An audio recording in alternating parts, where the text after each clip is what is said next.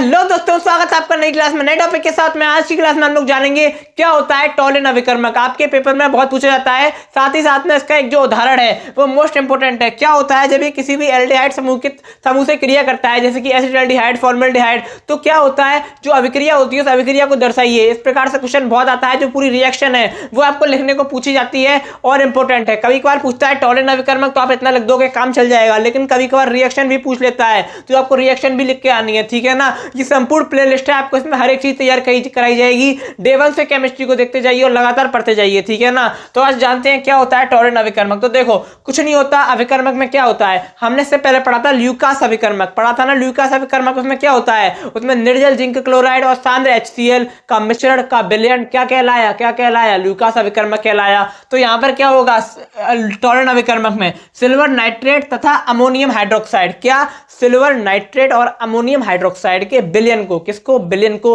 क्या कहते हैं टॉलन अभिकर्मक कहते हैं। तो देखो AgNO3 यानी कि सिल्वर नाइट्रेट, AgNO3 यानी कि सिल्वर नाइट्रेट, पता नहीं है याद, पता नहीं है इसके सूत्र, पता नहीं है फॉर्मूले, याद कर लो, ठीक है ना। तो AgNO3 यानी कि सिल्वर नाइट्रेट, NH4OH यानी कि अमोनियम हाइड्रोक्साइड, क्या अमोनियम हाइड्रोक्साइड, NH4OH यानी कि अमोनियम हाइड्रोक्साइड के विलयन को टॉलन अभिकर्मक कहते हैं, ठीक है। अब टॉलन अभिकर्मक एल्डिहाइड से क्रिया करके, यानी कि जैसे एल्डिहाइड हो गया, अपना एसिटाल्डिहाइड हो गया, फॉर्मल्डिहाइड हो गया, इन सब से क्रिया करके क्या करता है, क्रिया करके रजत दर्पण बनाता है। क्या बनाता है, रजत दर्पण बनाता है, ठीक है ना। इसके द्वारा एल्डिहाइड समूह की जांच की जाती है। क्या की जाती है, एल्डिहाइड जो समूह होते हैं उनकी जांच की जाती है, और ये क्या बनाता है, एल्डिहाइड से क्रिया करके रजत दर्पण बनाता है, ठीक है। तो हम यहाँ पर रिएक्शन कर देंगे। अब इसकी जो रिएक्शन है वो इंपॉर्टेंट है। तो देखो कैसे होती है, यहाँ पर मैंने एसिटाल्डिहाइड ले लिया, यहाँ पर लिखा हुआ है ना टॉलन अभिकर्मक कि एल्डिहाइड से क्रिया कराने पर रजत दर्पण बनता है। क्या बनता है, रजत दर्पण बनता है। तो यहाँ पर जो हमारा एल्डिहाइड है, यहाँ पर आप फॉर्मल्डिहाइड लो,